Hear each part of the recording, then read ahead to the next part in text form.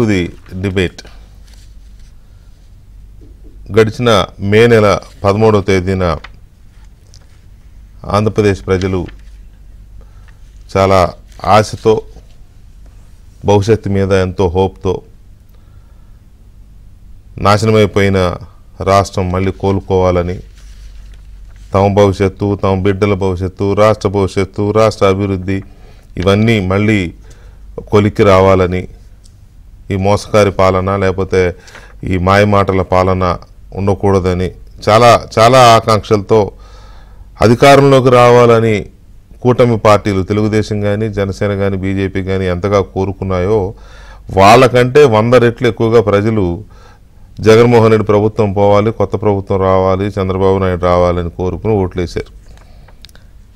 ఎందుకంటే ప్రధానంగా అభివృద్ధి, వివిధ రంగాలు అభివృద్ధి, పిల్లలకి ఉద్యోగ అవకాశాలు, విద్యా అవకాశాలు మెరుగైనవి, అలాగే ఆగిపోయిన అమరావతి, పోలవరం లాంటి ప్రాజెక్టులు, నిరంతర విద్యుత్ సరఫరా, కనీసం నడిచి వెళ్ళడానికి ఒక చక్కని రోడ్డు, మంచి స్కూళ్ళు, వ్యవసాయానికి కాస్త ప్రోత్సాహకరమైన వ్యవహారాలు, ఇట్లా ఒకటి కాదు అన్ని సామాన్య మానవుడు ఏం కోరుకుంటాడో అన్ని రకాల కోరికలు నెరవేరాలని, అవి అందుబాటులోకి రావాలని, వాటితో పాటు సంక్షేమ పథకాలు కూడా కంటిన్యూ అవ్వాలని, చంద్రబాబు నాయుడు చెప్పిన 4000 పెన్షన్ రావాలని, 1వ తారీఖున ఉద్యోగస్తులకు జీతాలు ఇవ్వాలని, వాళ్ళకి రిటైర్ అయిన వాళ్ళకి పెన్షన్లు ఇవ్వాలని, ఆరోగ్యశ్రీ కింద అన్ని రోగాలకి చికిత్స అందాలని, ఆ విద్యార్థులకి ఫీజు రింబర్స్మెంట్ సకాలంలో రావాలని, అన్ని రకాలుగా ఏది ఆగకుండా ఆగిపోయిన సీఎంఆర్ఎఫ్ మళ్ళీ స్టార్ట్ అవ్వాలని, ఇటువంటి ఎన్నో కోరికలతో ఈ ప్రభుత్వాన్ని ప్రజలు అధికారంలోకి తెచ్చుకున్నారు, కోరి తెచ్చుకున్నారు చంద్రబాబు నాయుడు గారి సారథ్యంలో ఉన్న కూటమి ప్రభుత్వాన్ని. అయితే ఇప్పుడు ప్రభుత్వం ముందున్న పరిస్థితి ఏంటి? ఇప్పుడు రాష్ట్రం ఏ పరిస్థితిలో ఉంది? ఆంధ్రప్రదేశ్ రాష్ట్రం ఏ పరిస్థితిలో ఉంది? అనుకున్నది ఏదైనా చేసి ముందుకెళ్ళగలిగే స్థితిలో ఉందా? చంద్రబాబు నాయుడు ఆయన అనుకున్న పథకాలు కానీ, లేకపోతే ఆయన ప్రజలకు ఇచ్చిన హామీలు కానీ, లేదా అంతకుముందు ఆగిపోయిన అభివృద్ధి పథకాలు కానీ, కొత్తగా తలపెట్టిన అభివృద్ధి పథకాలు కానీ, వీటన్నిటిని ముందుకు తీసుకెళ్లే ఆలోచనలు ఆయనకు ఉండొచ్చు. కానీ క్షేత్రస్థాయి గ్రౌండ్ అందుకు అనుకూలంగా ఉందా? అనుకోవచ్చు. ఎవరైనా రైతు, మామూలుగా వరి పండించే రైతు నా చేలో బంగారం పండించాలని ఆయన అనుకోవచ్చు. కానీ అక్కడ బంగారం పండించడానికి ఆ చేలో కొద్దిగా తవ్వితే గోల్డ్ ఓరు పడాలి కదా, గోల్డెన్ ఓరు పడాలి కదా, అది ఉందా? అంటే ఖనిజం, బంగారు ఖనిజం ఉంటే తీయొచ్చు. అది ఉందా ఆంధ్రప్రదేశ్లో? మరి ఎలా చంద్రబాబు నాయుడు గారు ఎలా దీన్ని ఓవర్కమ్ అవుతారు? అసలు ఇవాళ ఆంధ్రప్రదేశ్ పరిస్థితి ఏంటి? ఆర్థిక పరిస్థితి ఏంటి? అప్పుల కుప్పగా మారిపోయిన ఆంధ్రప్రదేశ్ ఇక ముందు ఇంకెలాంటి పరిస్థితిని ఎదుర్కోబోతోంది? అప్పులు కట్టడానికి మళ్ళీ అప్పులు, వడ్డీలు కట్టడానికి మళ్ళీ అప్పులు, ఇలా అప్పుల మీద అప్పులు చేసుకుంటూ పోతే వీటితో పాటు మళ్ళీ సంక్షేమ పథకాలకు అప్పులు, అభివృద్ధి పథకాలకు అప్పులు, ఇవి చేయాల్సిందేనా? ఇవి కాకుండా వేరే ఆల్టర్నేటివ్స్ ఏమైనా ఉన్నాయా?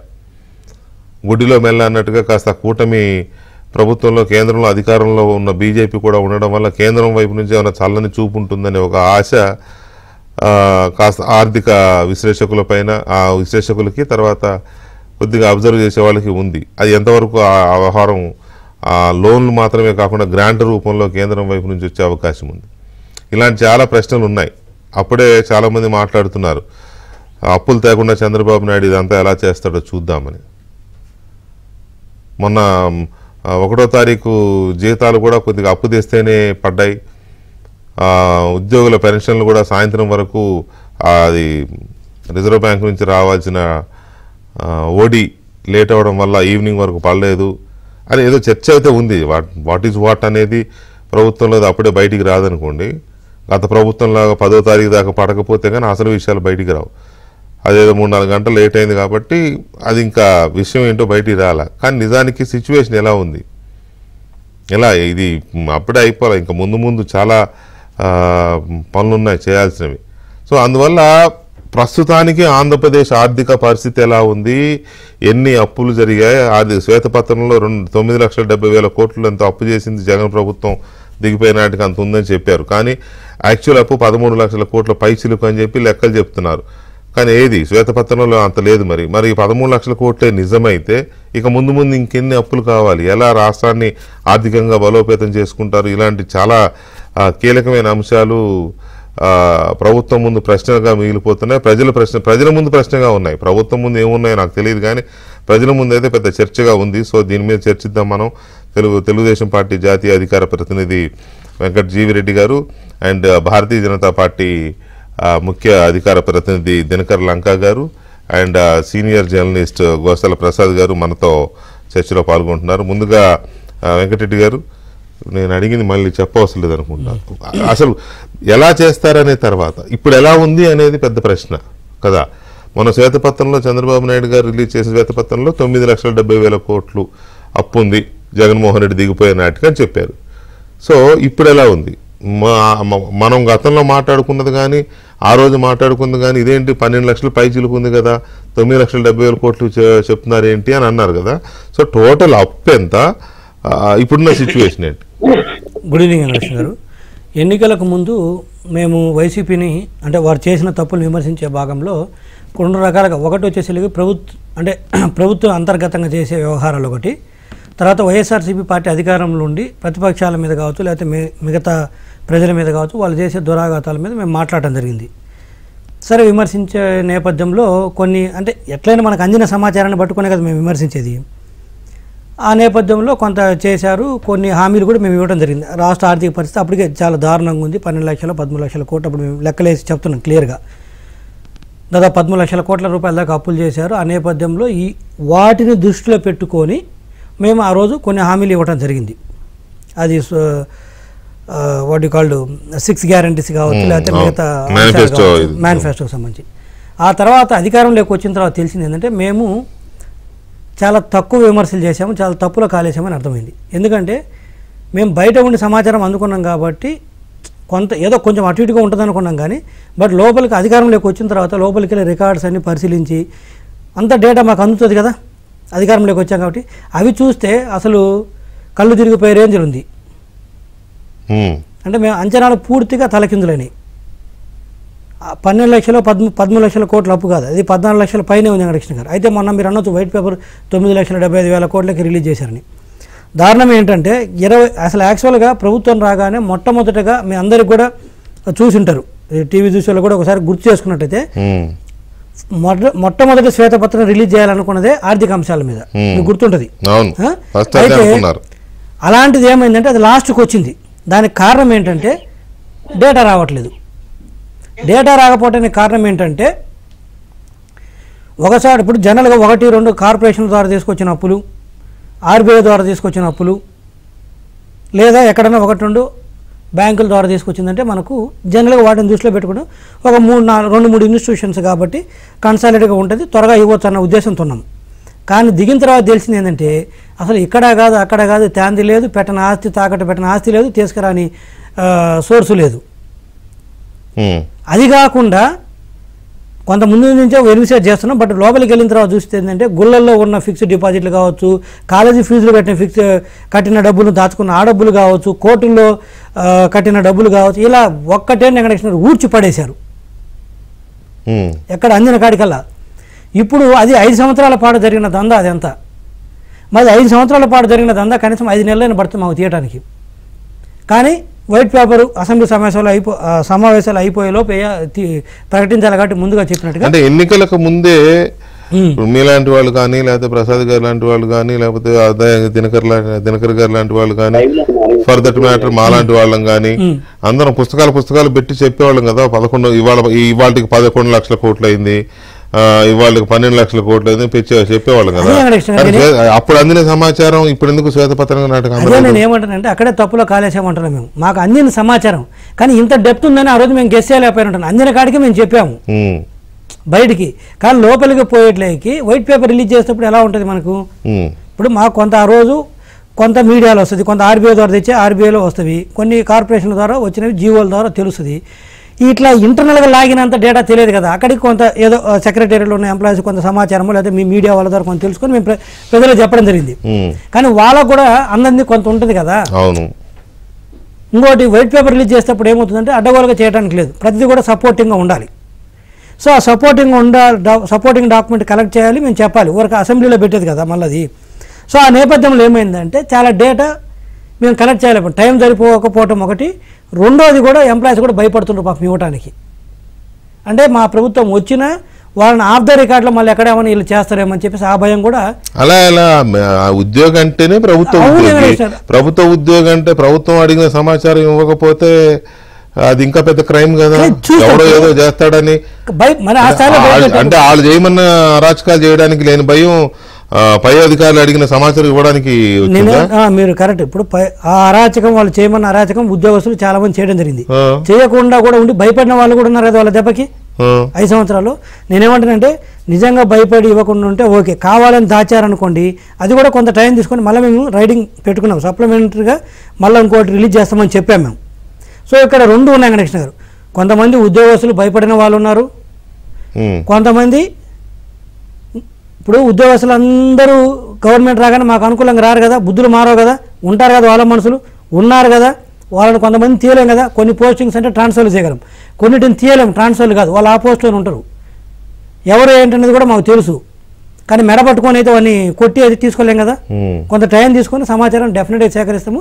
మీరు అన్నట్టుగా అడిగిన టైంకి ఇవ్వలేదు కాబట్టి ఉంచుకొని దాచుకొని కూడా ఇవ్వలేదు కాబట్టి డెఫినెట్గా ఆ రోజు చర్యలు కూడా ఉంటాయి, ఉండకుండా ఏం పోవు. ఇఫ్ నాట్ టుడే టుమారో ఎక్కడికి పోతారు వాళ్ళు, ఉన్న అప్పు పోదు, వాడు ఆ ఉద్యోగస్తుడు ఇవ్వకుండా పోయింది లేదు. అందుకు నేను కొంత ఇన్వాల్వ్ అయ్యాను, కొంత డేటా తీసుకుపోయి నేను ఇచ్చాను, నాకు కలెక్ట్ చేసింది. కొంతమంది కాడ కూర్చుంటే అంటే ఒకళ్ళ దాకేందుకు రాలేదు నాకు సమాచారము, కళ్ళ ముందు చూపిస్తున్నా కూడా ఇవ్వట్లేదు, నేను పోయి కూర్చున్నాను. అంటే అంతగా మీకు అర్థం కాదు, మాకు అదే పరిస్థితి. కొంచెం చెప్పుకోవడానికి కూడా మాకు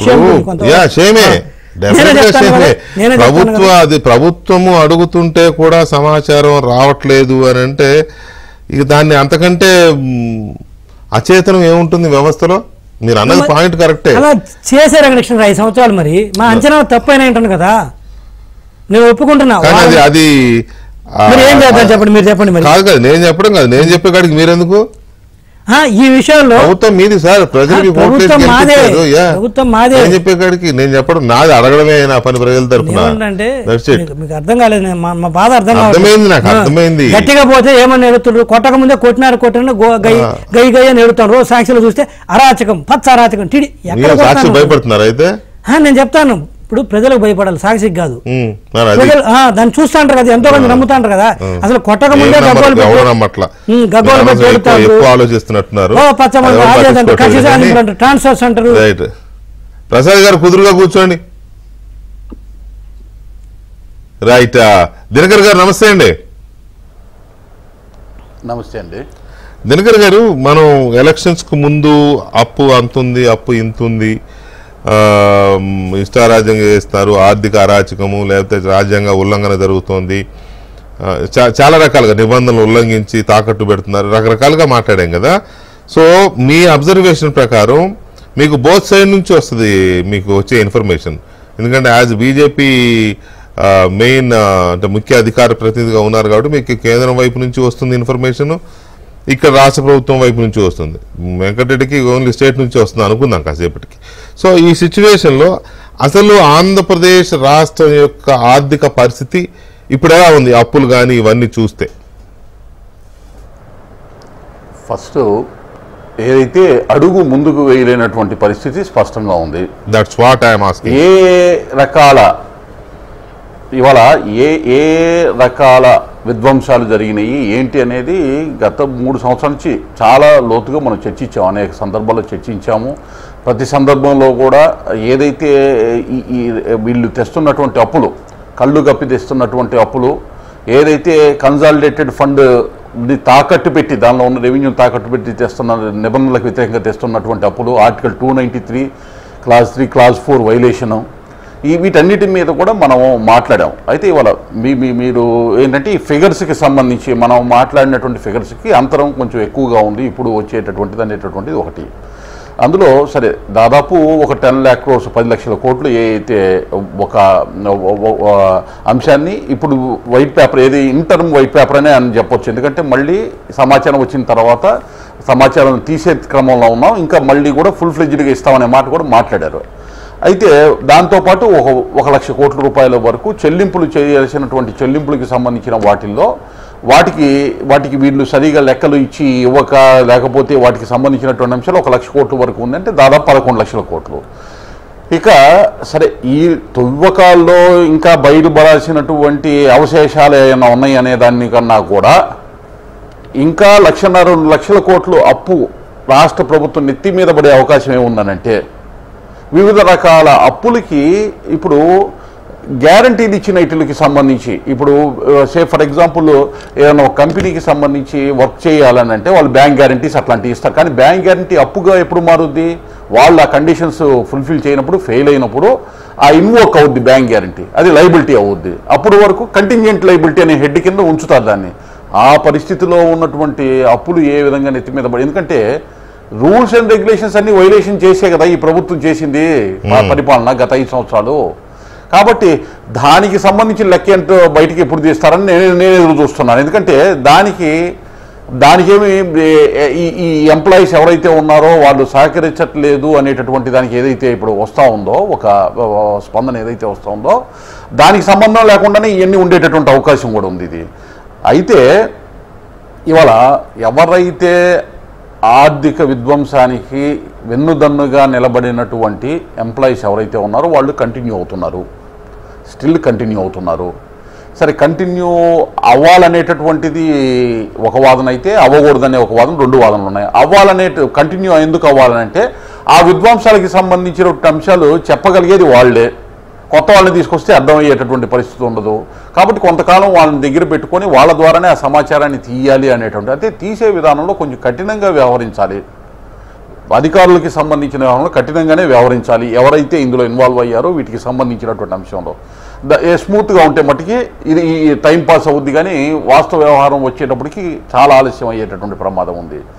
దాంతోపాటు ఎవరైతే అధికారులు ఇందులో ఇన్వాల్వ్ అయ్యారో వాళ్ళు బయట నుంచి రిటైర్డ్ అయినటువంటి అధికారులు కొంతమంది నుంచి వస్తున్నటువంటి సమాచారం ఏంటంటే మీకు కూడా మేము వెసులుబాటుగా వాళ్ళకి ఏ విధంగా పనిచేసి పెట్టామో ఆ విధంగానే పనిచేసి పెడతాం అనేటటువంటి మాటలు మాట్లాడతాం.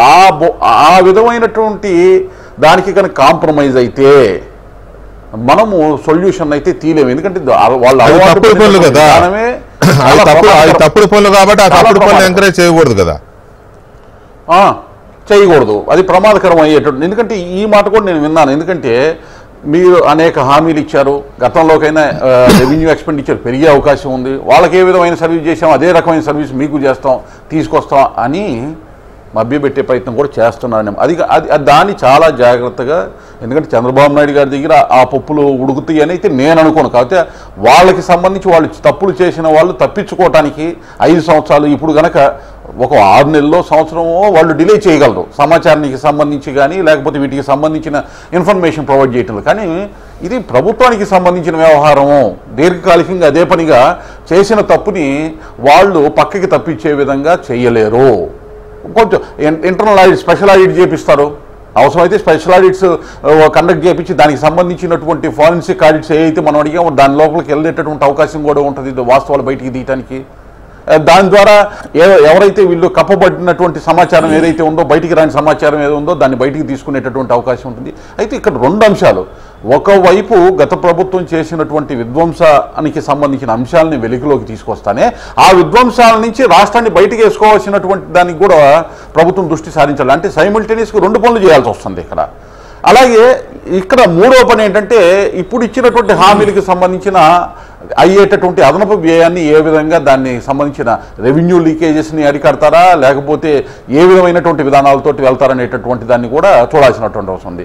నిన్న ఢిల్లీ హైకోర్టు వ్యాఖ్యానించినటువంటి అంశం ఏదంటే ఉచితాలు ఇచ్చేసి ప్రజల్ని కళ్ళు కప్పేసి, ఇవాళ చూడండి అక్కడ 3 విద్యార్థులు ఐఏఎస్ విద్యార్థులు అక్కడ ఢిల్లీ మున్సిపల్ కార్పొరేషన్ కానీ అక్కడ రాష్ట్ర ప్రభుత్వం పట్టించుకోకపోవటం వల్ల ఆ వాటర్లో చనిపోయినటువంటి ప్రజల్ని ఈ విధంగా మాయ చేసి మీరు ఇవ్వాల్సిన మౌలిక సదుపాయాలు ఇవ్వకపోవటం వల్ల ఉత్పన్నమయ్యేటటువంటి ప్రమాదాలని వాళ్ళ ఢిల్లీ హైకోర్టు కూడా ఒకసారి తలుపు తట్టిందండి. మన ప్రజల మనసును కూడా తెలిసేటటువంటి విధంగా వారు మాట్లాడితే వారు వ్యాఖ్యలు చేయడం జరిగింది. అక్కడ ఉన్నటువంటి అటువంటి అంశాలను కూడా పరిగణలోకి తీసుకోవాలి. ఎందుకంటే ఒకవైపు మూలధనం వ్యయం చేయకుండా, ఎందుకంటే బడ్జెట్ సైజ్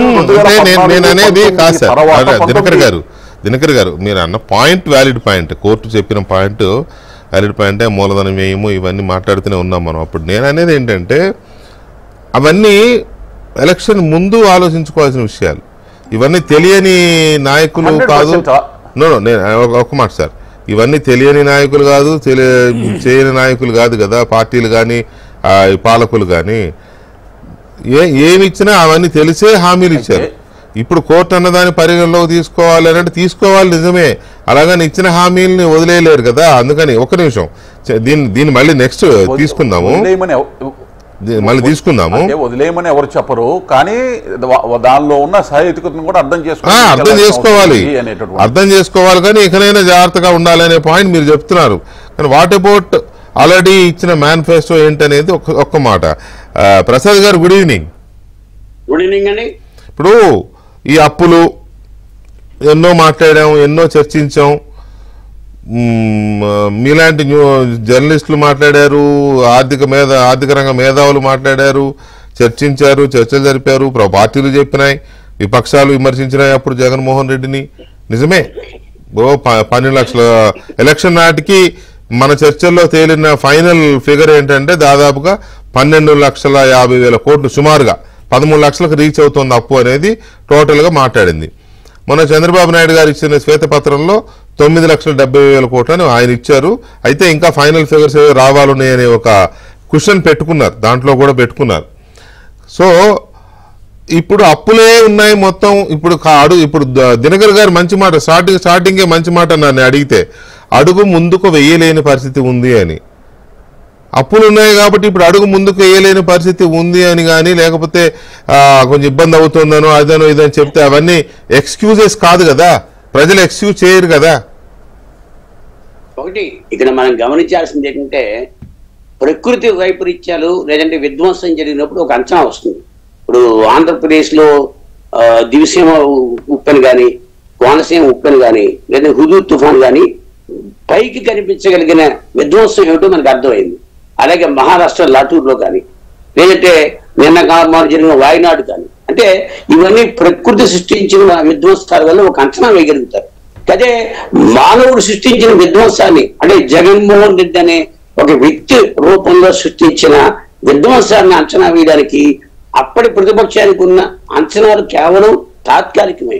ఇవాళ ప్రభుత్వంలో కూర్చొని చంద్రబాబు నాయుడు గారు కూడా ఏది ఎక్కడుంది, కోపుల డబ్బా శబ్దాలా ఎక్కడుంది అని అంచనా వేయడానికి కూడా ఆయన 40 సంవత్సరాల అనుభవం కూడా సరిపోతుందేమో.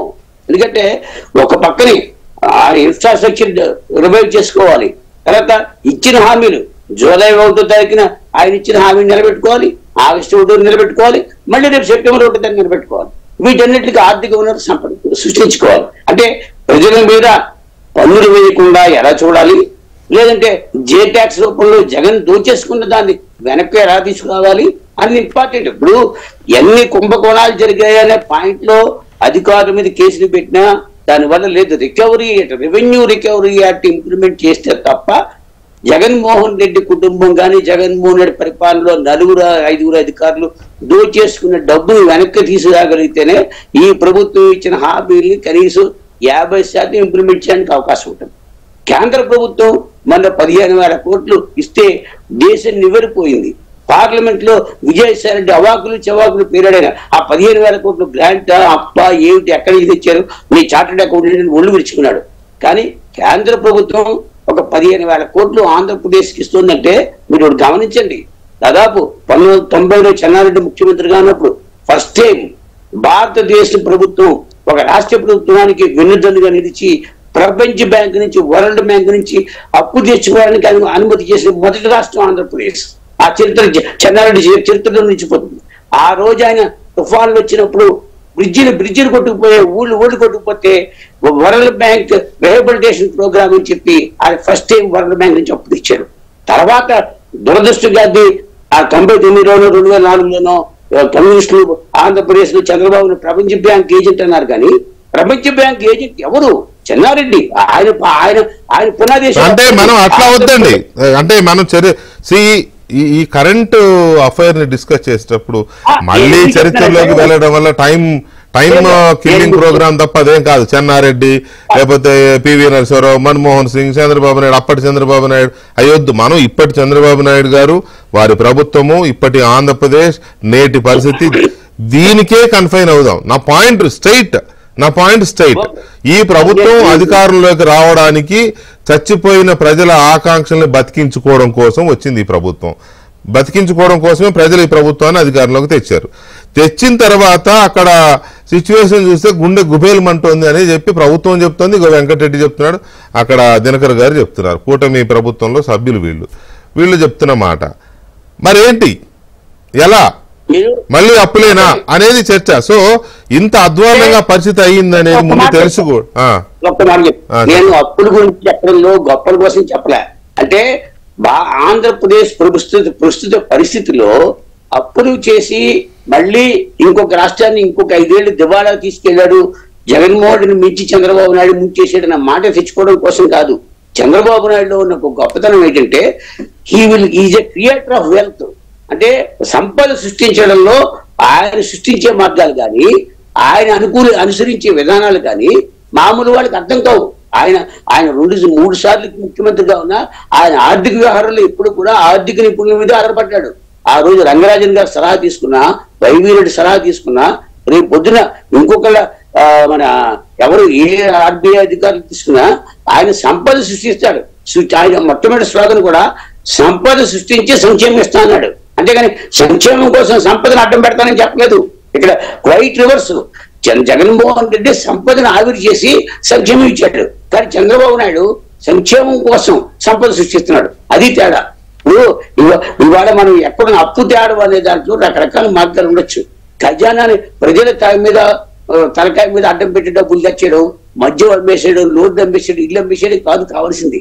సంపద సృష్టిలో ఆయన ఆల్రెడీ 2 అడుగులు వేశాడు.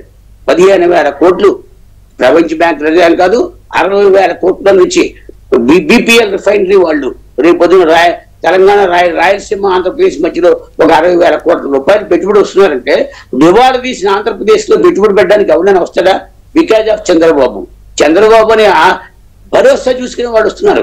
అటువంటి ఇన్వెస్ట్మెంట్లు అటు విశాఖపట్నంలో కానీ ఎక్కడ వచ్చిన సంపద ఆటోమేటిక్ గా 6 నెలల కాలంలో జిఎస్డిపి పెరుగుతుంది. డెఫినెట్ ఇవాళ ఉన్న పరిస్థితి బాగోలేకపోవచ్చు, కానీ ఇదే పరిస్థితి కొనసాగుతుందని అనుకోవద్దు. ఎందుకంటే జిఎస్డిపి పెరుగుతుంది, లేకపోతే సంపద సృష్టిస్తారు. సంపద సృష్టించడానికి ఎంత టైం పడుతుంది? ఇప్పుడు సపోజ్ సంపద సృష్టించడం అంటే ప్రధానంగా అమరావతి అనుకుందాం. అమరావతి పూర్తయితే అక్కడ సంస్థలో లేకపోతే ప్రైవేట్ ఆర్గనైజేషన్స్ వచ్చి అక్కడ కాస్త కార్యక్రమాలు క్రయ విక్రయాలు మొదలైతే, లేకపోతే అక్కడ ఏదన్నా ప్రొడక్టివిటీ స్టార్ట్ అయితే, అక్కడికి ఎంప్లాయ్మెంట్ జనరేట్ అయితే ఆ ట్యాక్సేషన్ రూపంలోనో రిజిస్ట్రేషన్ రూపంలోనో రెవెన్యూ డెవలప్ అవుతుంది. అలాగే పోలవరం పూర్తయితే ఆ పంటలు పండితే అక్కడ రైతుల ఆదాయం పెరిగితే దాని ద్వారా ప్రభుత్వానికి ఆదాయం పెరుగుతుంది. అంటే దీనికి టైం పడుతుంది. సే మినిమం 2 years వేసుకోండి. 2 years లో కూడా అవుద్దో లేదో నాకు డౌట్. అయితే ఈ 2 years లోగా ఈ 2 years లోగా మీరు అప్పులు చేస్తున్నారా, ఇవి చేస్తున్నారా, అప్పులు చేస్తారా, ఇది ప్రజలకు అనవసరం. మా తిప్పలు మేము పడమంటారు. మీ తిప్పలు మీరు పడతారో ఏం పడతారో, కానీ ప్రజలు మాత్రం అబ్జర్వ్ చేస్తారు. ప్రజలు అంటే మాలాంటి వాళ్ళు అబ్జర్వ్ చేస్తారు, న్యూట్రల్స్ అబ్జర్వ్ చేస్తారు, కాస్త ఈ పరిజ్ఞానం ఉన్న ఎలైట్ పీపుల్ కూడా అబ్జర్వ్ చేస్తారు. అప్పుడు జగన్మోహన్ రెడ్డి అప్పులు చేశాడన్నారు కదా, మరి వీళ్ళు ఏం చేస్తున్నారని. అప్పు తప్పు కాదు, కొంత గొప్ప అప్పు లేకుండా ఎవరికి సాధ్యం కాదు. అది అందులో ఇది అసలు ఏమీ లేకుండా మొత్తం అప్పులతోనే గడిపేస్తాం. ఆ అప్పులు కూడా అవినీతి దోచుకోవడానికి వాడుకున్నదే తప్పైంది. జగన్మోహన్ రెడ్డి చేసిన తప్పు అది మేజర్గా కదా. సో ఇక్కడ నా పాయింట్ ఏంటంటే, నాకున్న సమాచారం మేరకు ఇప్పుడు మీకు నెలకి 3,500 కోట్ల రూపాయల డెఫిసిట్ ఉంది స్టాచ్యూటరీ పేమెంట్స్కే. అవునా? ఏది శాలరీస్ కానీ, పెన్షన్స్ కానీ, సోషల్ పెన్షన్స్ కానీ, లేకపోతే ఆల్రెడీ తెచ్చిన అప్పుకి ప్రిన్సిపల్ అమౌంట్ కట్టడం, వడ్డీలు కట్టడం, వీటన్నిటికి కలిపి 13,500 కోట్లు ఏమవుతోంది మీకు? 3,000 కోట్లు అంతేనా? కరెక్టేనా లెక్క? డెఫిసిట్ ఉంది. దీనికే డెఫిసిట్ ఉంటే మరి ప్లాన్ బడ్జెట్ మాట ఏంటి? క్యాపిటల్ ఎక్స్పెండిచర్ పరిస్థితి ఏంటి? దానికి ఎక్కడి నుంచి వస్తుంది రెవెన్యూ? ఎట్లా ప్లాన్ చేస్తున్నారు దీన్ని? ఒకటి వెంకటకృష్ణ గారు, ఇందాక మేము చెప్పినట్టుగా కొంచెం అంచనాలు అయితే తప్పినాయి. అంటే వాళ్ళు ఈ స్థాయిలో నాశనం చేశారు, డిస్ట్రక్షన్ చేశారు అన్నదాన్ని మేము కొంచెం అంచనా వేయలేకపోయినాం. అదైతే ఒప్పుకుంటాను. అయితే అంచనాలు వేయలేకపోయాం కాబట్టి, ఆ రోజు హామీలు ఇచ్చాము కాబట్టి, ఈరోజు మేము అంచనాలు తప్పినాయి కాబట్టి, మేము అనుకున్న దానికంటే ఎక్కువ వీళ్ళు చేశారు కాబట్టి ఈరోజు మేము వెనక్కి తగ్గుతాము అని అయితే అడగదలుచుకోలేదు ప్రజలు. అడగం కూడా, చేస్తాం కూడా. అడిగితే వాళ్ళకి మీకు తేడా ఉంది. రెండోది వచ్చేసరికి వైసీపీ వాళ్ళు ఎమ్మడబడతారు.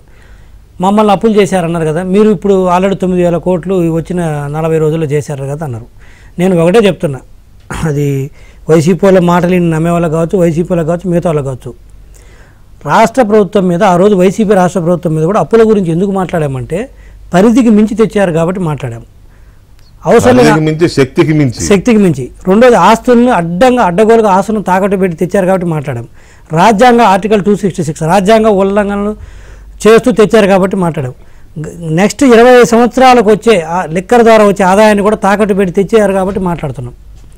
ఆ నేపథ్యంలో మాట్లాడాను తప్పితే నీకు ఆర్టికల్ 293 కింద లెజిటిమేట్గా నీకు కేంద్ర ప్రభుత్వం FRBM యాక్ట్ ద్వారా ఆర్టికల్ 293 కింద and red with FRBM act ద్వారా లెజిటిమేట్గా నువ్వు తెచ్చుకోవాల్సినంత విత్ ఇన్ ద లిమిట్స్లో తెచ్చుకుంటే ఎవరు మాట్లాడడం ఎందుకు? ఎప్పుడు కూడా రాని డిస్కషన్స్ ఒక వైసీపీ గవర్నమెంట్లో వచ్చిన అప్పులని ఎన్ని పరిధులు దాటారు కాబట్టి ఈరోజు టీడీపీ గవర్నమెంట్ కూడా కేంద్ర ప్రభుత్వం FRBM లిమిట్స్ అనేది ఫిక్స్ చేస్తుంది. ఈ సంవత్సరానికి ఇంత వస్తుందని. మీరు చూడండి, సంవత్సరం అయిపోయిన తర్వాత, రేపు మార్చి అయిపోయిన తర్వాత చూడండి, ఈ వైసీపీ గవర్నమెంట్ ఎన్నికల ఆ టైంలోనే మే 13వ తేదీలో వెంకటకృష్ణ గారు 15,000 కోట్ల రూపాయలు తెచ్చి పడేశారు. ఎక్కడ పోయిందో తెలియదు. 43 రోజుల్లోనే 15,000 కోట్లు వాడి పడేశారు ఉన్న లిమిట్స్లో. ఈరోజు మమ్మల్ని అంటారు 45 రోజుల్లో 9,000 కోట్లు తెచ్చారని. అది కాకుండా మళ్ళీ మైనింగ్ డిపార్ట్మెంట్ని తాకట్టు పెట్టి ఒక 7,000 కోట్ల రూపాయలు తీసుకొచ్చారు. అందుకు మేము మాట్లాడాము అప్పులని. మీది మాది రేపు మార్చి వస్తుంది, 2025 మార్చికి వస్తుంది చూడండి. అదేవిధంగా కార్పొరేషన్స్ కింద కూడా నీకు లిమిట్స్ ఉంటాయి, ఇంత తెచ్చుకోవచ్చు అని. రెవెన్యూలో ఇంతకుముందు 90% ఉంటే దాన్ని 180%కి వీళ్ళే వైసీపీ గవర్నమెంటే అమెండ్ చేశారు యాక్ట్ దాన్ని. ఇలా ఏదైనా రాజ్యాంగ ఉల్లంఘన జరిపో లేదా చట్టాన్ని దాటో లిమిట్స్కి మించి దాటో తెస్తే అప్పుడు మీరు మాట్లాడండి. చట్ట పరిధిలో కేంద్ర ప్రభుత్వం అలౌ చేస్తున్న మీరు తెచ్చుకుంటే దాని గురించి మీరు ఎట్లా మాట్లాడతారు? అది ఒకటి మేము తెచ్చుకున్న అప్పుల గురించి. రెండోది వచ్చేసరికి మీరు విపరీతంగా డిస్ట్రక్షన్ చేసి ఈరోజు దాదాపు 60,000 ప్రజలు కూడా గుర్తుపెట్టుకుంటే 60,000 కోట్ల రూపాయలు కట్టాలి తెలుసా? ఈరోజు వచ్చే సాక్షులు అబద్ధాలు చెప్తూ కూర్చుంటారు, అది వచ్చి నోటికి వచ్చినట్టు అది చెప్తారు. 60,000 కోట్ల రూపాయలు సంవత్సరానికి కట్టాలి అంటే నెలకు 5,000 కోట్ల రూపాయలు పూర్తిగా అప్పుల కింద కట్టాలి. వడ్డీలు అయితే ప్రిన్సిపల్ అమౌంట్ ఇది ఎక్కడి నుంచి తెచ్చి కట్టాలి చెప్పండి? ఇదే టీడీపీ దిగటానికి గట్టిగా 2,000 కోట్లు కూడా లేదు, 2,200 కోట్ల రూపాయలు లేదు 2019కి నెలకి. అంటే సంవత్సరానికి ఒక 25,000 కోట్లు కూడా లేదు. ఇప్పుడు 25,000 కోట్లది 60,000 కోట్ల రూపాయలు కట్టాల్సిన పరిస్థితి వచ్చింది. నీకు ఉన్న లిక్విడిటీ అంతా అక్కడే పోతుంది. మీకైనా కొంచెమైనా జ్ఞానం ఉందా లేదా మీద పడి అడగడానికి మమ్మల్ని? మీరు చేసిన తప్పు అడగడానికి జ్ఞానం ఎందుకండి, నోరు ఉండాలి కానీ. అదే ఏదో చెప్తాను, రాజకీయాల్లో నోరుంటే చాలు, ఇంకా మీ మీద అడ్డగోలు వాదన పడతాయి మీకు. ఇది అడ్డగోలు వాదనలు వద్దని చెప్తాను వాళ్ళకి. రెండోది నాశనం చేయాల్సిన దానికి ఏ స్థాయిలో నాశనం చేయాలో ఆ స్థాయిలో, అంటే ఇర్రివకబుల్ డ్యామేజ్ అంటారు. అంటే వెనక్కి తీసుకోలేనంత పరిస్థితులు మీరు డ్యామేజ్ చేసి మళ్ళీ ఈరోజు మీకు నోరు ఎట్లా వస్తుంది అంటున్నాను మాట్లాడతాను. నేననేది ఏంటంటే దినకర్ గారు నిజమే, ఇర్రివకబుల్ డ్యామేజ్ చేశారు, వెనక్కి తీసుకోలేనంత గోతులో పడేశారు, పైకి రాలేనంత, ఇవన్నీ నిజమే, వాస్తవాలే. కానీ ఇప్పుడు అవన్నీ చెప్పుకోవడం వల్ల ప్రయోజనం లేదు కదా. ప్రయోజనం లేదు కాబట్టి ఇందాక మీరన్నట్టుగా ఈ ఏవైతే ఇన్ఫ్రాస్ట్రక్చర్ మినిమం ఇన్ఫ్రాస్ట్రక్చర్ చేయాలో అన్ని రకాలుగా అన్ని వర్గాల ప్రజలకి, అవి రోడ్స్ కావచ్చు, లేకపోతే బిల్డింగ్స్ కావచ్చు, మీరు అన్నట్టుగా హాస్టల్స్ కావచ్చు, స్కూల్స్ కావచ్చు, వాట్ ఎవర్, ఇటువంటివన్నీ చేయాల్సిందే కదా. మేము అక్కడెక్కడ పడిపోయాం, మేము ముట్టుకోం, జగన్ రెడ్డిలాగా మేము గాలి వదిలేస్తామంటే కుదరదు కదా. సో దానికి ఏంటి? వాళ్ళు చెప్పినట్టు మాటలు చెప్తే ఇక వాళ్ళకి ఇప్పుడు ఉండే ప్రభుత్వానికి తేడా ఏముంటుంది?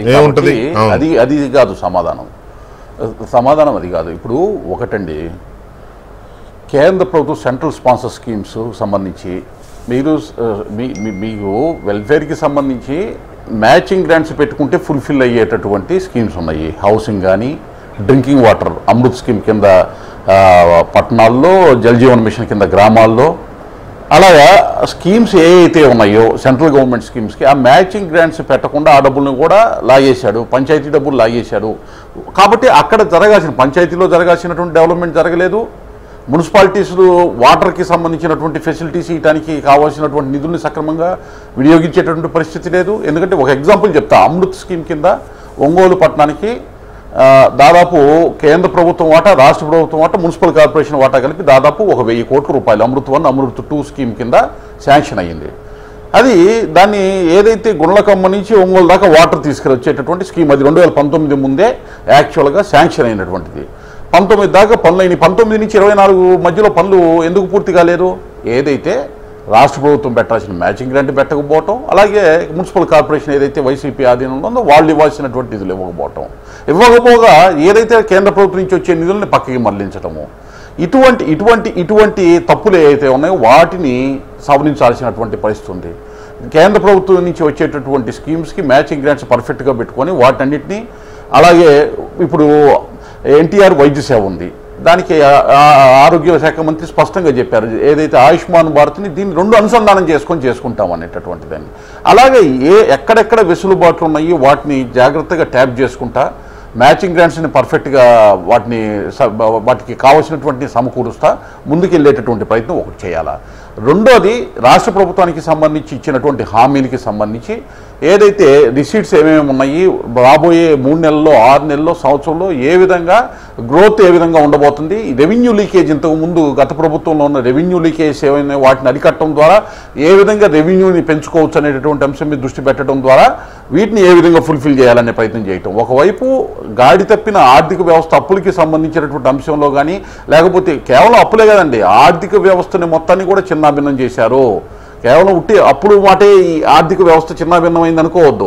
రాష్ట్రానికి సంబంధించినటువంటి చెల్లింపుల్లో కానీ, రాష్ట్రానికి సంబంధించిన వివిధ పథకాల అమలులో కానీ, అలాగే రాష్ట్ర ప్రభుత్వానికి రావాల్సినటువంటి రెవెన్యూకి సంబంధించి అన్ని చోట్ల కూడా అవినీతిమయమైనటువంటి పరిస్థితి.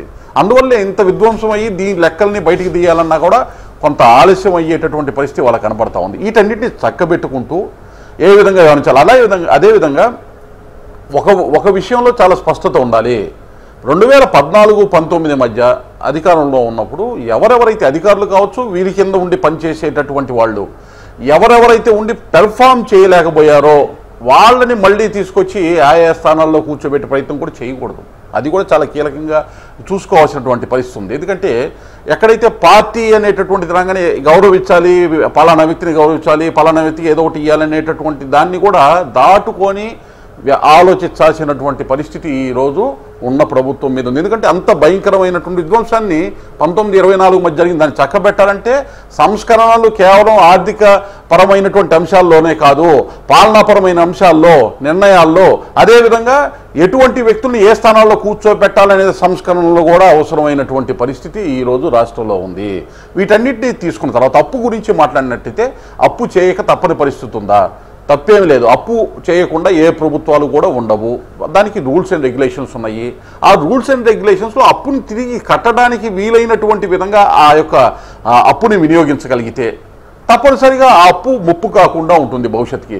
ఉదాహరణకి అమరావతికి సంబంధించే ఇందాక ఒక ఎగ్జాంపుల్ తీసుకున్నట్లయితే దాన్ని జనరల్ డెట్ ఏదైతే ఉందో దాంతో మనం కంపేర్ చేసి మాట్లాడటానికి అవకాశమే లేదు. ఎందుకంటే అమరావతి సెల్ఫ్ సస్టైనబుల్ ప్రాజెక్ట్, దానికి సంబంధించి వచ్చేటటువంటి ఆదాయం కానీ, అక్కడ ఉండేటటువంటి ల్యాండ్స్ నుంచి వచ్చేటటువంటి సంపత్తి ఏదైతే ఉందో దాని ద్వారానే రీపేమెంట్కి సంబంధించినటువంటి అంశాన్ని అమరావతి మాస్టర్ ప్లాన్లో లేకపోతే దానికి సంబంధించిన డిపిఆర్లో పొందుపరిచినటువంటి విషయాన్ని ఎవరూ మర్చిపోకూడదు. కాబట్టి దాన్ని ఏ విధంగా వినియోగించుకోవాలి, ఏ శాఖల ద్వారా ఈ యొక్క రుణం ఏదైతే ఉందో మల్టీలేటరల్ ఏజెన్సీ నుంచి వచ్చే వాటిని ఏ శాఖల ద్వారా కేంద్ర ప్రభుత్వానికి సంబంధించినటువంటి నిధులను అనుసంధానం చేస్తూ రాష్ట్ర ప్రభుత్వ శాఖల నుంచి నిధుల్ని ప్రైవేట్ పార్టిసిపేషన్ని కనుక మనం కరెక్ట్గా ప్లాన్ చేయగలిగితే ఆ 15,000 కోట్లతో 60,000 నుంచి 70,000 కోట్ల రూపాయల సంపత్తిని ఒక్క అమరావతిలో సృష్టించేటటువంటి అవకాశం. ప్లానింగ్ ఇదంతా ఇది ఫైనాన్షియల్ ప్లానింగ్లో ఉండేటటువంటి భాగం. అందులో చంద్రబాబు నాయుడు గారు దిట్ట, అందులో ఎటువంటి అనుమానమే లేదు దాన్ని ఏ విధంగా చేయాలని. అయితే ఇందాక సంపద సృష్టించిన తర్వాత కదా మనకు ఆదాయం వచ్చేటటువంటి మాట కూడా మీరు మాట్లాడారు. కానీ ఇక్కడ ఒక అంశాన్ని దృష్టిలో పెట్టుకోవాలి. ఏదైతే ఒక పెద్ద ప్రాజెక్ట్, అది అమరావతి కావచ్చు, పోలవరం కావచ్చు, ఆ నిర్మాణం జరిగేటప్పుడు ఆ నిర్మాణంలోనే ఉద్యోగ ఉపాధి అవకాశాలు వస్తాయి. అలాగే ఆ నిర్మాణం జరిగేటటువంటి దశలోనే దానికి సంబంధించిన వాడేటటువంటి మెటీరియల్స్ కానీ ఏ అయితే ఉన్నాయో వాటిని వాడితే వాటి వల్ల ఒకవైపు దేశానికి జీడిపి, రాష్ట్రానికి జిఎస్డిపి, అలాగే ట్యాక్సెస్ నుంచి ఆదాయం కూడా వచ్చేటటువంటి అవకాశం ఉంది. అలాగే ఆయా ప్రాంతాల్లో ఎక్కడైతే ఈ యాక్టివిటీ నడుస్తుందో ఆ చుట్టుపక్కల ప్రాంతాల్లో ఉండే ప్రజలకు కూడా వాళ్ళకు కూడా పరోక్షంగా దీని ద్వారా వాళ్ళకి ఉపాధి ఉద్యోగ అవకాశాలు వచ్చేటటువంటి అవకాశం కూడా ఉంటుంది. కాబట్టి ప్రాజెక్ట్ స్టార్ట్ అయినప్పటి నుంచే కొంత బెనిఫిట్ ఏదైతే ఉందో అది డెరైవ్ అయ్యేటువంటి అవకాశం ఉంది. అది పూర్తి అయిన తర్వాత ఉద్యోగ ఉపాధి అవకాశాలు ఎవరెవరైతే కావాలో అక్కడ అవకాశాలు వస్తాయి. ఆ తర్వాత ఆ ఉద్యోగ ఉపాధి అవకాశాలతోటి ముందుకు వెళ్ళేటటువంటి క్రమంలో ఓవర్ ఏ పీరియడ్ అది పెద్ద ఒక వెల్త్ క్రియేటెడ్ ప్రాజెక్ట్ గా. కాబట్టి ఒక్క నిమిషం ప్రసాద్ గారు, ఇప్పుడున్న పొజిషన్ లో ఒక పెద్ద హోప్ ఏంటంటే అందరికీ చంద్రబాబు నాయుడు గారి ఇంటెలిజెన్స్ కానీ, లేకపోతే ఈ వెల్త్ క్రియేషన్ కావచ్చు, లేకపోతే ఫైనాన్షియల్ డిసిప్లిన్ కావచ్చు, వీటి మీద ఆయనకున్న పట్టు, ఇవన్నీ ఒక ఎత్తు. ఇంతో అంతో కూటమిలో బీజేపీ కూడా ఉంది కాబట్టి కేంద్రం వైపు నుంచి కాస్త ఇతోధికమైన సాయం అందుతుందనేది ఇంకొక హోప్. మొన్న బడ్జెట్లో కాస్త బీహార్కి, ఏపీకి పెద్దపీట వేశారనేది ఒకటి ఉంది కదా, వాస్తవమే కదా. అయితే చివరికి వచ్చేసరికి మళ్ళీ అది 15,000 అప్పని ఒకళ్ళు లేదు, ఇంకేదో అని ఇంకేదో రకరకాల క్లారిటీ రాలేదు. ఇప్పటికీ క్లారిటీ లేదు ఒక రకంగా చెప్పాలి అంటే. సో ఈ పరిస్థితుల్లో ఈ అప్పుల కోసం రాష్ట్ర ప్రభుత్వం చేయక తప్పదు, కానీ వీటికి కొంత గ్రాంట్లు తోడైతే బాగుంటుంది కేంద్రం వైపు నుంచి అనే చర్చ కూడా ఉంది. అది ఎంతవరకు సాధ్యమయ్యే అవకాశం ఉంది బియాండ్ ది లిమిట్స్? మీరు ఫస్ట్ టైం మీరు అబ్జర్వ్ చేయండి, పార్లమెంట్ సభ్యుల సమావేశంలో పెట్టి ప్రతి పార్లమెంట్ సభ్యుడికి కొన్ని మంత్రిత్వ శాఖలను అటాచ్ చేశాడు ఆయన. ఏ మంత్రిత్వ శాఖ నుంచి ఏ మేరకు మనం రిసోర్స్ తెచ్చుకోగలము మీరు ఎక్స్ప్లోర్ చేయండి అని చెప్పి మా తెలుగుదేశం తరఫున, బీజేపీ, జనసేన తరఫున ఎన్నికైన ఎంపీలందరికీ కొన్ని కేంద్ర ప్రభుత్వ సంస్థలను అటాక్ చేశాడు. ఇది the first time in the history of the Indian parliament. అంటే ఒక పార్లమెంట్ సభ్యుడికి నా మంత్రిత్వ శాఖలో పూర్తి అదుపు, ఆయన ఇష్టానికి ఆయన అదుపు తెచ్చుకొని అందులోంచి ఏం ట్యాప్ చేయాలి ఆంధ్రప్రదేశ్ కి అనేది ఒక సమన్వయం తీసుకొచ్చాడు ఫస్ట్. అంటే డబ్బులు ఉండడమే కాదు, డబ్బుని ఎలా తెచ్చుకోవాలో తెలియాలి. ఇప్పుడు తెచ్చుకున్న డబ్బుని ఎలా ఖర్చు పెట్టాలో సెకండ్ థింగ్. ఇప్పుడు ఒక మనీ సర్క్యులేషన్ అనే పదం వాడచ్చు కానీ మీకు ప్రజల మధ్యలో డబ్బులు తిరగాల. ప్రజల మధ్యలోంచి డబ్బులు తిరిగితేనే ఆ డబ్బులు రొటేట్ అవుతాయి. ఒక సైకిల్, ఆ సైకిల్లోంచి వెళ్తేనే దానికి సార్థకత చేకూరుతుంది. జగన్మోహన్ రెడ్డి చేసిన పని ఏంటి? ఆయన గల్లాపెట్టలు వేసి గల్లాపెట్టి వచ్చి మళ్ళీ ఆయన దొంగతనం చేశాడు. ప్రజల మధ్య డిస్ట్రిబ్యూట్ చేయలేదు. ఏదో సంక్షేమం పేరుతో ఒక 84 లక్షల మందికి ఇచ్చానన్నాడు, కానీ మిగతా 4 కోట్ల మంది ఏమయ్యారన్న విషయం ఆలోచించలేదు. ఉద్యోగులు జీతాలు ఇవ్వకపోతే, ఉద్యోగ ఉద్యోగానికి జీతం ఇస్తే అతని ఖర్చు 30% మిగులుతుంది. ఒక ఉద్యోగికి 30% ఎక్స్ట్రా చేశాడు ఆయన. ఎలా చేశాడు? సకాలంలో జీతాలు ఇవ్వకపోవడం వల్ల అప్పులు తెచ్చుకోవడం, ఆ తెచ్చిన అప్పులు తీర్చుకోలేక కచేరీ కోట్లలోను, కిరాణా కోట్లలోను మాట పడ్డం, అప్పులు తెచ్చాక 1వ తారీఖు నుంచి 20 ఎప్పుడైనా ఏ కుటుంబ యజమానైనా తనకు వచ్చే ఆదాయంలో 15% మించి ఖర్చు పెట్టాడంటే అది వృధాకు వ్యయం కింద లెక్క. 15% క్యాపిటల్ ఎక్స్పెండిచర్ ఎలాగైతే మనం కడితే ఎలా వస్తుందో అలాగే ఏ కుటుంబానికైనా వాళ్ళకి వచ్చే ఆదాయంలో 15% మాత్రమే శాలరీస్ కానీ ఎక్స్పెండిచర్ కానీ పెట్టుకోవాలి. అది మళ్ళీ సొసైటీ, మన స్వాతంత్ర్యంతో వచ్చిన సొసైటీ మంది. అంటే ఎప్పుడు కూడా ఇండియన్ కరెన్సీ ఎప్పుడు కూడా పొదుపు మీదే పెరుగుతుంది. అందుకనే ఎక్స్పెండిచర్ అనేది ఇప్పుడు ఉత్తర భారతంలో ఎందుకు రెవెన్యూ సోర్స్ పెరిగాయి? విపరీతమైన ఇన్ఫ్రాస్ట్రక్చర్ చేశారు. నితిన్ గడ్కరీ 6 లైన్స్ 10 లైన్స్, అది దానివల్ల ఏమైంది? ఉపాధి పెరిగింది. నేషనల్ హైవే చుట్టూ ఉపాధి పెరిగింది. కొన్ని రాష్ట్రాలు ఆర్థిక పరిస్థితులు మెరుగుపడుతున్నాయి. అటువంటి ప్రయత్నం ఆంధ్రప్రదేశ్ లో చంద్రబాబు నాయుడు చేసే ప్రయత్నం చేశారు. తెలంగాణలో 3R రోడ్లు, ఇన్నర్ రోడ్డు, అవుటర్ రోడ్డు తీస్తే ఇవాళకి ఏ స్థాయికి వెళ్ళిపోయింది? అది కనెక్టివిటీ ముఖ్యం. ఇప్పుడు ఆంధ్రప్రదేశ్ కి ఫస్ట్ రాకపోకలు చూడాలి. మీరు గత 45 రోజులుగా విజయవాడలో ఎవరినైనా కనబడితే అడిగవలసిన పాయింట్ ఏంటంటే ఎయిర్పోర్ట్ ట్రాఫిక్ ఎంత పెరిగిందని అడగండి. అంటే ఎయిర్పోర్ట్ ట్రాఫిక్ పెరిగింది అంటే అర్థం ఏంటంటే ఇన్వెస్ట్మెంట్ కల్చర్ స్టార్ట్ అయింది. అంటే ఇవాళ 5 సంవత్సరాల పాటు విజయవాడలో ఆ కార్లు నడుపుకోలేనివాడు, ఆటోలు నడుపుకునేవాడు ఇవాళ ఉపాధి దొరికింది అనే ఒక భరోసాకు వచ్చారు. అది మనం అసెస్మెంట్ చేయవలసింది. ప్రజల జీవన ప్రమాణాలు ఎక్కడి నుంచి ఎక్కడికి తగ్గాయి. జగన్మోహన్ రెడ్డి అమ్మ ఒడిచ్చి నాన్న ఒడిచ్చి అన్ని ఇచ్చి చివరికి అదే డబ్బులు కొట్టేస్తే ఇవాళ అదే మద్యాన్ని ఆంధ్రప్రదేశ్ ప్రభుత్వం అమ్మకుండా ఉండలేదు కదా. ఆంధ్రప్రదేశ్ అక్టోబర్ 1వ తారీఖు నుంచి కొత్త మద్యం పాలసీ తెచ్చినప్పుడు ఎన్ని కుటుంబాలు మెరుగుపడుతున్నాయి, ఎన్ని కుటుంబాలు చిరిగిపోయాయి, ఆర్థిక వ్యవస్థలో ఈ రొటేషన్ ఎలా వస్తుంది, ఫైనాన్షియల్ రొటేషన్ ఎలా వస్తుంది, ఎకనామిక్ స్ట్రాటజీస్ కావాల్సింది గ్రోత్ రేట్ ఎలా రావాలి, అలాగే జీవన ప్రమాణాలు ఎలా పెరగాలి. జీవన ప్రమాణాలు పెరిగితే ఆటోమేటిక్ గా ఆ సంపద సృష్టించినట్టే. అంటే మిగతా రాష్ట్రాల్లో మన రాష్ట్రంలో కంపేర్ చేస్తే 5 సంవత్సరాల విధ్వంసం 5-6 నెలల్లో మెరుగుపడుతుందని కూడా మన అత్యాశ అవుతుంది. అలాగే it is too early to comment on the state exposure. అంటే ఫైనాన్షియల్ గా బడ్జెట్స్ ఉన్నాయని తెలుసు. వృధా ఖర్చును తగ్గించుకుంటూ అంటే జగన్మోహన్ రెడ్డి లాగా 200 మంది అడ్వైజర్లను 147 కార్పొరేషన్లు వేసుకోకుండా వేస్ట్ఫుల్ ఎక్స్పెండిచర్ తగ్గించగలిగితే డెఫినెట్ గా ఆంధ్రప్రదేశ్ ప్రభుత్వం రేపు ఆంధ్రప్రదేశ్ అవతరణ అనుకుని గతంలో అనుకుని నవంబర్ 1వ తేదీకి ఆర్థికంగా నిలదొక్కుంటుందనే భరోసా మాత్రం చంద్రబాబు చూస్తే వస్తుంది. డెఫినెట్ గా వస్తుందండి. డెఫినెట్ గా చంద్రబాబు నాయుడు దాన్ని స్టెబిలైట్ చేస్తారు, తర్వాత ఇవన్నీ సెట్ చేస్తారు.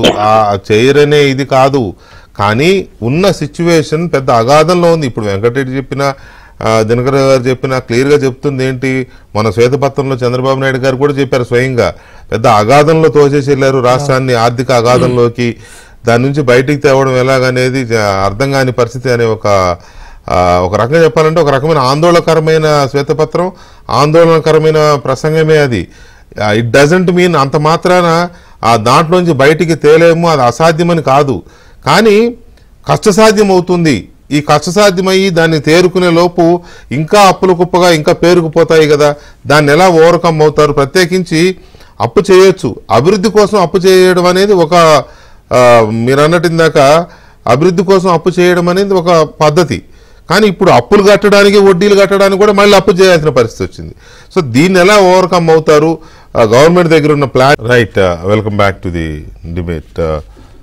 వెంకటరెడ్డి గారు, ఇప్పుడు మీ ముందున్న పెద్ద సమస్య సూపర్ 6 అమలు, అభివృద్ధి పథకాలు. అభివృద్ధిలో మెయిన్గా అమరావతి కంప్లీట్ చేయడం, పోలవరం కంప్లీట్ చేయడం, రోడ్స్. పెద్ద సమస్య ఏంటంటే స్టేట్లో రోడ్స్. జగన్మోహన్ రెడ్డికి పెద్ద చెడ్డపేరు తెచ్చిన వాటిలో రోడ్సే ప్రధానంగా కనపడతాయి. ఎక్కడ పోయినా రోడ్ లేదని. హైదరాబాద్ చెల్లిన సినిమా వాళ్ళు జూనియర్ ఆర్టిస్టులు కూడా ట్రోల్ చేశారు. అబద్ధం అట్లా నేను అంటే వాళ్ళు కూడా దాన్ని ఇచ్చేసరికి జనంలోకి బాగా వెళ్ళిపోయింది. సో ఇటువంటి వాటి కోసం కూడా అప్పు చేయని పరిస్థితి ఉందా అనేది ఒకటి. ఇప్పుడు నేను ఒకటే వెంకటేశ్వర గారు, టీవీ చూసే వాళ్ళకు కూడా ఒకటి నేను చెప్పేది ఏంటంటే, మేమేమి ఎక్స్క్యూజ్ అడగట్లేదు. మన రాష్ట్రంలో ఒక్క 2 ఐటమ్స్కి 1,00,000 కోట్ల రూపాయలు అవుతున్నాయి తెలుసా? ఉద్యోగస్తుల జీతాలకి, సామాజిక పెన్షన్స్కి, ఈ 2 కలిపితే నెలకు 8,300 కోట్ల రూపాయలు. అంటే దాదాపు 1,00,000 కోట్ల రూపాయలు ఈ 2టికి అవుతున్నాయి. నేను ఎందుకు చెప్తున్నానంటే, అంటే మేజర్ ఎలిమెంట్ ఉద్యోగస్తులకు వెళ్తుంది. ఉద్యోగస్తులను కూడా నేను రిక్వెస్ట్ చేసేది ఏంటంటే, కులాలు ప్రాంతాలు కాసేపు పక్కన పెట్టేసి మీరు, ఎందుకంటే ప్రభుత్వం ఎంత చంద్రబాబు నాయుడు గారు లేదా మంత్రులు ఎంత ఆలోచనలు చేసినా కూడా మీరు సహకరించకపోతే రాష్ట్ర భవిష్యత్తుని, రాష్ట్ర అభివృద్ధిని కానీ లేదా ఇంకోటి కావచ్చు, ఏ పాలసీలు కావచ్చు, ఏది కావచ్చు మనం చేయలేము. ఇంత జీతాలు తీసుకుంటున్నారన్న ఉద్దేశంతో నేను మిమ్మల్ని అడగట్లేదు. కొంతమందికి ఎక్కువ ఉండదు. పూర్తిగా ఈ కులాలు కాసేపు, ఈ పార్టీలు కాసేపు పక్కన పెట్టండి, ఎన్నికలప్పుడు చూసుకుంటారు. ఆ దరిద్రం పోలేదంటాను. ఉద్యోగస్తులు నేను తిరుగుతుంటే వాడికి పోస్టింగ్ ఇవ్వలేదు, ఈ కులపోడికి పోస్టింగ్ ఇవ్వలేదు, వాడికి ట్రాన్స్ఫర్ చేశారు, వీడికి ఏదో తప్పులు చేసినట్టు పక్కన పడేసినారు. దాని కులాలను అంటగట్టడం దేనికంటా నేను అనేది. ఉద్యోగులు విధులలో మీరేం మాకు అంటే నా ఉద్దేశం ఏంటంటే, ఇది మా టీడీపీ ప్రభుత్వం కోసం మీరు చేయక్కర్లేదు, ఇది మీకు చేసుకుంటుంది, మన రాష్ట్రం కోసం చేస్తుంది. దీంట్లో కులాలు ఎందుకు వస్తాయి, దీంట్లో ప్రాంతాలు ఎందుకు వస్తుంది, దీంట్లో మీకు పార్టీలతో పని ఏముంది? ఎవరైతే అలా ఆలోచిస్తున్నారో వాళ్ళని ఉద్దేశించి వెంకటకృష్ణ గారు. రెండోది, మీరు ఈ పాపంలో కూడా చాలామంది పాల్పంచుకున్న వాళ్ళు ఉన్నారు, ఉద్యోగస్తులు కూడా. ఏది ఈ రాష్ట్రం ఈరోజు ఈ దరిద్రానికి ఇంత డిస్ట్రక్షన్ అవడానికి జగన్మోహన్ రెడ్డి గారు చెప్పిన ప్రతిదానికి గంగిరెద్దు లెక్క తలూపిన కొంతమంది అధికారులు ఉన్నారు. ఈరోజు వాళ్ళు ఎలా ఇబ్బంది పడుతుండ్రో ఈరోజు చంద్రబాబు నాయుడు గారి దగ్గరికి వచ్చి మళ్ళీ కలిసి ప్రసన్నం చేసుకోవడానికి ఏ స్థాయిలో ఓపెన్గానే తిరుగుతున్నారు. ఆ రోజు తెలియదా? కొంచెం స్పృహతోటి మీ పరిధిలో మీరు చేస్తున్నా కూడా ఈరోజు ఇంత నాశనం అయ్యేది కాదు. ఈరోజు మీరు నాశనం చేసినారని కొంతమంది ఉద్యోగస్తులకని మేము జీతాలు తగ్గించేవాళ్ళేం కదా అంటే మేము ఇన్సెన్స్ నా ఉద్దేశం ప్రభుత్వము. అందుకని ఒకటి మీరు సహకరిస్తేనే రాష్ట్రం ముందుకెళ్తుంది. మళ్ళీ అదే కొంపడి పెట్టుకుంటాము, అదే చెత్త వ్యవహారాలు చేస్తామంటే అది మనల్ని మనం నాశనం చేసుకుంటే మనల్ని మనం మోసం చేసుకుంటే. ఇది ఉద్యోగస్తుల పరంగా వెంకటకృష్ణ గారు. రెండోది వచ్చేసరికి ప్రోగ్రెసివ్ థాట్స్, సస్టైనబుల్ డెవలప్మెంటు, ఒక విజన్తో ముందుకెళ్తే ఇది పెద్ద పీనట్. ఇది ఏదైతే మన ముందున్న ఛాలెంజెస్ అది చంద్రబాబు నాయుడు గారు చాలా జాగ్రత్తగా చేస్తాడు. కాకపోతే దానికి మేము చెప్పా కదా ఇందాక, 1 సంవత్సరం టైం పట్టుద్ది. 2వ సంవత్సరం నుంచి డెఫినెట్గా గాలిలో పడతాం. ఎందుకంటే దీని అన్ని రిటర్న్స్ మొదలవుతుంది, ఆ ప్రోగ్రెసివ్గా ఉంటాం. ఎందుకంటే జగన్మోహన్ రెడ్డి గారి గవర్నమెంట్లో కనిపించింది ఇదే. ఎక్కడ ప్రోగ్రెసివ్ థాట్స్ అనేది ఉండేది కాదు. మీకు అందరూ ఎన్నోసార్లు ప్రతిదీ కూడా రివర్స్ నిర్ణయాలు, ఏ నిర్ణయం తీసుకున్నా కూడా అయితే రివర్స్ ఉంటుంది లేదా డిస్ట్రక్షన్ వైపు ఉంటుంది. ఒక కన్సిస్టెన్సీ పాలసీ అనేది లేదు. చెప్పమానండి ఎవరైనా సరే, ఇదిగో ఈ పాలసీలో కన్సిస్టెన్సీ ఉందని చెప్పానండి జగన్మోహన్ రెడ్డి గారిని. ఏ నిర్ణయం తీసుకుంటే ఎప్పుడు ఏం తీసుకుంటే నేను అదే చెప్తాను. ఇప్పుడు 3 రాజధానులు అన్నాడు, అది ఎవడన్నా కడుపు కన్నం తినేవాడు తీసుకున్న నిర్ణయమా? పారిపోరా? 5 సంవత్సరాలు రాజధాని లేకుండా చేసినాడు. ఈరోజు అమరావతి క్రిస్టల్ క్లియర్గా ఉంది. దాంతో ఏమవుతుంది, ఎవరు ఎక్కడికి వెళ్ళాలో తెలుస్తుంది, ఎక్కడ పెట్టుబడి పెట్టాలో తెలుస్తుంది. అందుకని నేను చెప్తాను 1 సంవత్సరం తర్వాత ఫలితాలు కనిపిస్తున్నాయి.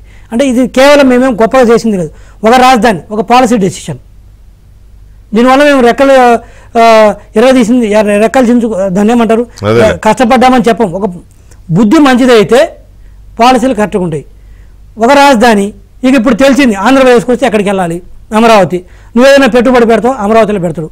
ఏదైనా అక్కడ చేసేవాళ్ళు అక్కడ చేస్తారు.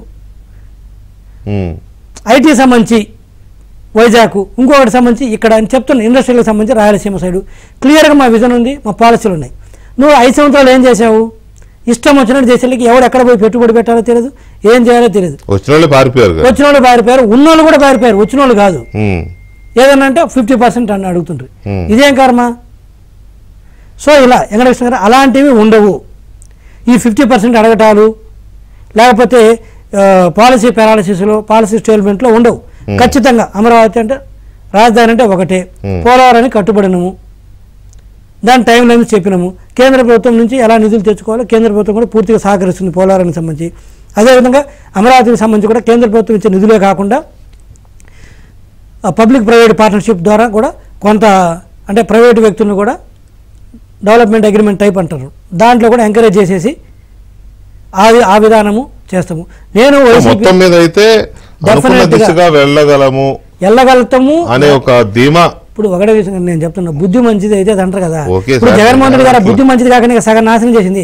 ఇంకోటి ఏంటంటే ప్రజలు కూడా గమనించాల్సింది, మన రాష్ట్రానికి ఉన్నండి వనరులు మీ అందరికీ చాలా మంది తెలిసి ఉండొచ్చు కూడా, అయినా కూడా చెప్తున్నాను, ఏ రాష్ట్రానికి లేదు. దాదాపు 970 కిలోమీటర్ల సముద్ర తీరం ఉంది. అన్నిటికి మించి మంచి మానవ వనరులు మనకున్నవి.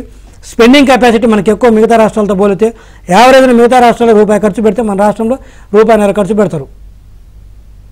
సో ఈ నేపథ్యంలో ఈ జిఎస్టీ కూడా ఏమైందంటే లక్కీగా డెస్టినేషన్ ట్యాక్స్ అంటారు, అంటే కన్జంప్షన్ బేస్డ్ ట్యాక్స్. అంటే ఎక్కడ ఖర్చు ఎక్కువ పెడితే ఆ రాష్ట్రంలో ట్యాక్స్ ఎక్కువ. మన రాష్ట్రంలో ఖర్చు పెట్టే నేచర్ ఎక్కువ, ఖర్చు పెట్టడానికి జనాభా ఎక్కువ.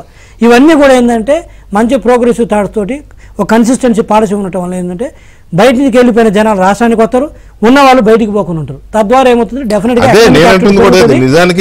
ఎవరు దీని గురించి భయపడాల్సిన అవసరం లేదు. గవర్నమెంట్ మారిన తర్వాత ఒకసారిగా అక్కడ భూముల ధరలు కావచ్చు, ఇంకోటి కావచ్చు పెరిగినాయి, అందరు చూపట్టి మళ్ళింది. ఇప్పుడు హైదరాబాద్ లో కొంత స్లంప్ వచ్చిందంటే దానికి కారణం ఏంటి? అక్కడ గవర్నమెంట్ మారడమే. చిన్న ఎగ్జాంపుల్, ఇప్పుడు మంగళగిరిలో కానీ తాడేపల్లిలో కానీ నేను ఎన్నికలకు ముందు ఒక ఫ్లాట్ కొనుక్కుందామని అడిగితే 3,500 4,000 రూపాయలు ఉన్నది ఎస్ఎఫ్టీ, ఏది కన్స్ట్రక్షన్ అయిపోయింది.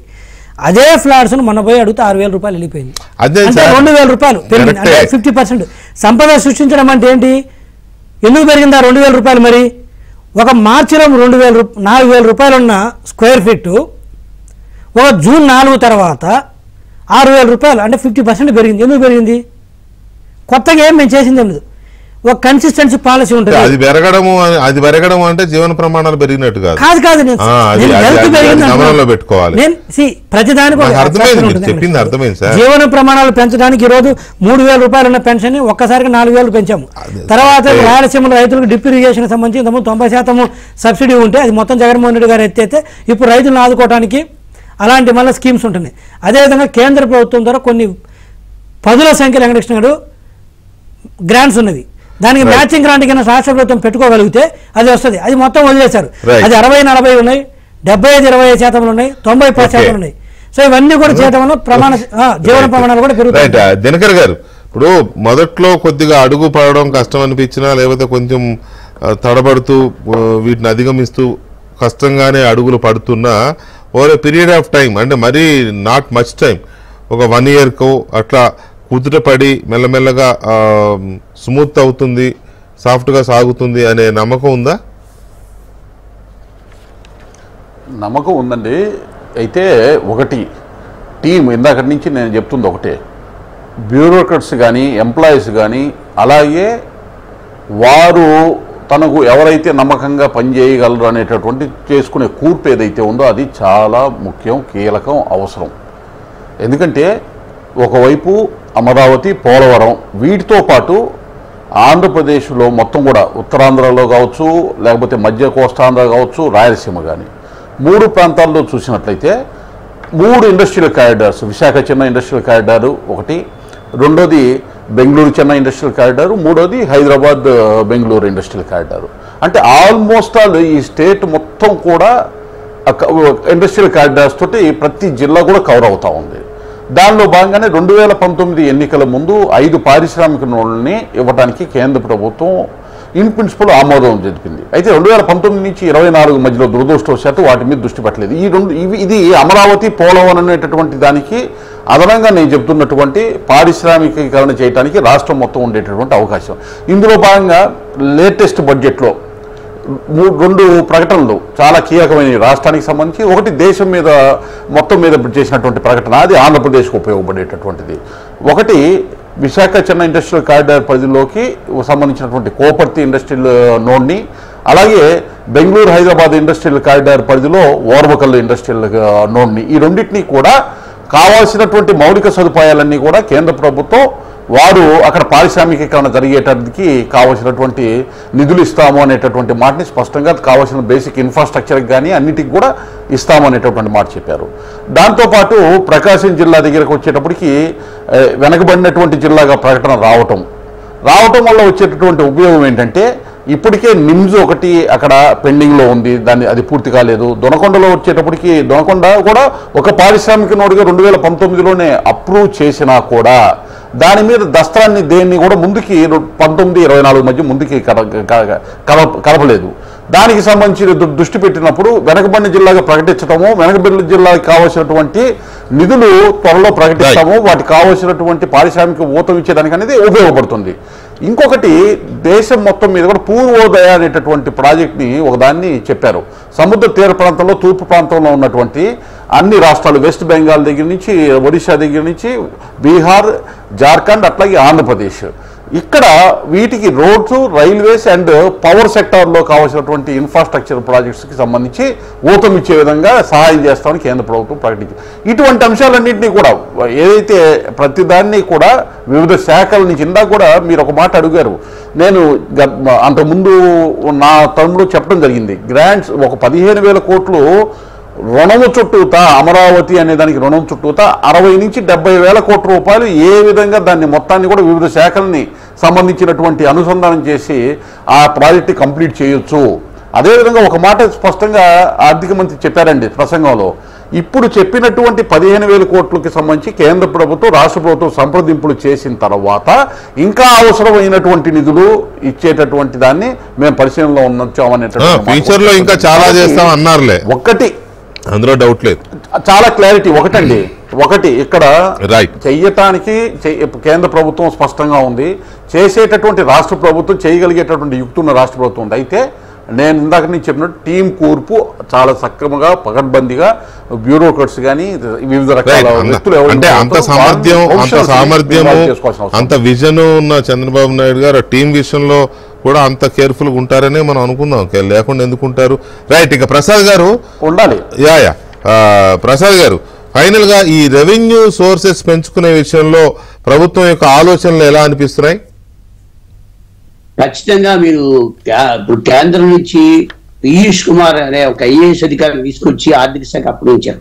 అంటే జగన్మోహన్ రెడ్డి ఆర్థిక విధ్వంసానికి మూలం అదే ఆర్థిక శాఖలో పనిచేసిన IRTS నుంచి వచ్చిన సత్యనారాయణ అయితే ఆయన తెలిసిన తప్పులు చెప్పలేక కప్పిపుచ్చలేక మొత్తం ఆంధ్రప్రదేశ్ వ్యవస్థంతా కుప్పకూలిపోవడానికి ఒకటే కారణం అయితే ఆంధ్రప్రదేశ్ పునర్నిర్మాణానికి అంటే ఆర్థిక పునర్నిర్మాణానికి ముఖ్యంగా పునర్నిర్మాణం అనేది ఒకే యాంగిల్ అయితే ఆర్థిక పునర్నిర్మాణానికి రెండో యాంగిల్. ఆర్థిక పునర్నిర్మాణంలో ఖచ్చితంగా పీయూష్ కుమార్ లాంటి అధికారి యొక్క ఆయన అనుభవం కానీ ఆయన కేంద్రంతో ఉన్న సంబంధాల వల్ల కానీ అన్టాప్డ్ రెవెన్యూస్ అంటే ఆ ప్రభుత్వం ఆ ఖజానాలకు రాని ఆదాయ మార్గాలను వెతికి ఖచ్చితంగా వాటిని పైకి తీసుకొస్తే ఇది పెద్ద హిమాలయన్ టాస్క్ కాదు, ఇది నో హెర్క్యులన్ టాస్క్. ఎందుకంటే ముందు రౌతు కొద్దీ గుర్రం ఎలాంటిదైనా నడిపించే రౌతుని బట్టి ఉంటుంది. ఆంధ్రప్రదేశ్ కి రౌతు మంచిదారు దొరికాడు. సరే, ఆదాయం పెంచుకోవాలంటే పన్నులే వేయాలని కాదు, పన్ను యాత్ర ఆదాయాలు కూడా కొన్ని ఉంటాయి. ఇది ఉదాహరణకి మన వెంకటరెడ్డి గారు ప్యానెల్లో ఉన్నాడు, ఆయన ఈ మధ్య రాష్ట్ర ప్రభుత్వంతో బాగా ఇంటరాక్ట్ అవుతున్నాడు. ఆయన చెప్పిందే దాదాపు 15,000 కోట్లు అన్టాప్డ్ రెవెన్యూ తీసుకొస్తానని చెప్పాడు. అలాంటి సలహాదారు కొంతమంది. అలాగే మొన్న అసెంబ్లీలో రఘురామకృష్ణరాజు గారు ఒక మాట చెప్పాడు, ఋషికొండ ప్యాలెస్ గురించి ఏం చేయాలి, 500 కోట్లు మనం ఏం చేయాలని అడిగితే నాకు వదిలేయండి, నేను 15,000 కోట్లు రెవెన్యూ వచ్చే మార్గం చెప్తానండి. అంటే చంద్రబాబు నాయుడు విజన్ తో సరిగా ఆయన ఆలోచనలకు తగ్గట్టుగా ఆ పన్నుయాత్ర ఆయుధాలు పెంచుకునే మార్గాలు చాలా ఉంటాయి. అలాంటివి కనుక ఎక్స్ప్లోర్ చేస్తే ఇది పెద్ద ఇష్యూ కాదు. దాంతోపాటు వృధా వ్యయాన్ని కూడా కొంత కంట్రోల్ తగ్గించుకోవాల్సి వస్తుంది. రైట్, చంద్రబాబు నాయుడు గారి విజన్ మీద సామర్థ్యం మీద ఎంత నమ్మకం ఉందో ఎంతో ఉన్నప్పటికీ ప్రజలకి లేకపోతే మనలాంటి వాళ్ళకి ఎంత నమ్మకం ఉన్నప్పటికీ ఒక క్లారిటీ ఇవ్వాల్సిన అవసరం ఉంది. కాబట్టి సిచ్యువేషన్ ఏంటి ఇప్పుడు యాజ్ ఆఫ్ నౌ ఇప్పుడున్న పరిస్థితి ఎలా ఉంది, భవిష్యత్తు ఎలా ఉంటే బాగుంటుంది, ఎలా ఉండబోతోంది అనే విషయంలో ప్రజలకి లేకపోతే కాస్త ఆందోళన గురవుతున్న వాళ్ళకి ఒక క్లారిటీ ఇవ్వాలి. కాబట్టి ఈ డిబేట్ మరోవైపు